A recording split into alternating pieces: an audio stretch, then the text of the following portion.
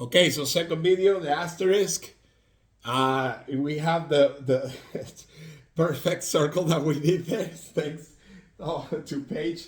She give me a shoelace, and that's what we have. You can use anything you need. This is basically. Oh, we have Cosmo over there. No, you're not gonna get it, baby. All right. So he loves to catch stuff. So the asterisk, right? You either step on the spot. This is what I call your spot, your place, right? Inside this shoelace or out of it. Now for the asterisk, you're gonna be always stepping the steps 1 and 5 outside, right? So for example, we did side steps. That would be 1, 2, and 3 to come back, 5, 6, 7 to come back. That was side step, right? Now, basic, that's going forward and behind. So you do 1, 2, 3, 5, 6, 7, 1, 2, 3. I move my spot a little bit. 5, 6, 7. There you go. All right.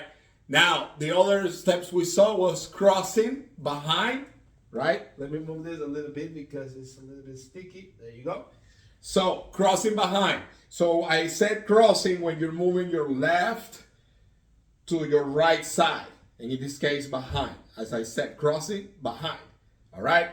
So, you do with your left. 1, 2, 3, and 5, 6, 7. Notice same rules, right?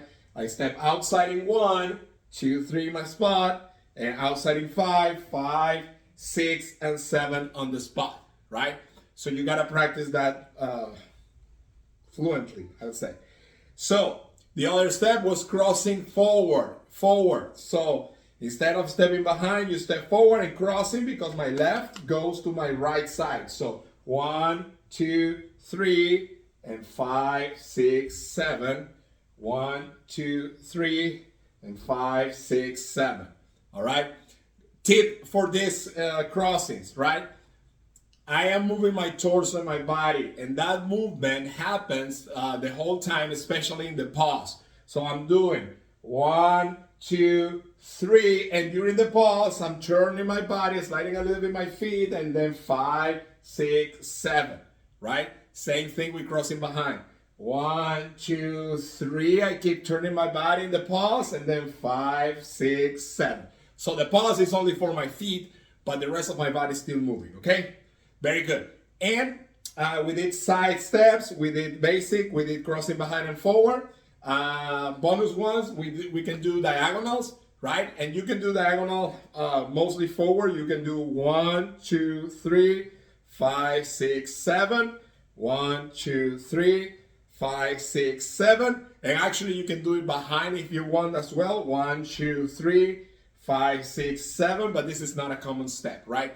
Now, you probably get the idea why it's called the asterisk, because you are pointing, you're touching all of the corners, I would say, of the asterisk, right? Like if you have an asterisk drawn on the floor, you're stepping on those extremes, right? Now, practice. Once you have all these steps, changing between those steps. To change, you have to wait for the next one of the cycle. So for example, if I'm doing side step, 1, 2, 3, 5, 6, 7, and I say basic, I continue my side step, and then on the next one, I change to the basic. 5, 6, 7. If I say here, diagonal, I wait for the next one, and in the next one, I change diagonal. Bam, bam, bam. Crossing behind, I close, I finish this one, and in the next one, I start. 5, 6, 7. Crossing forward. So the next one, 1, 2, 3, and 5, 6, 7. 1, 2, 3, 5, 6, 7. Good.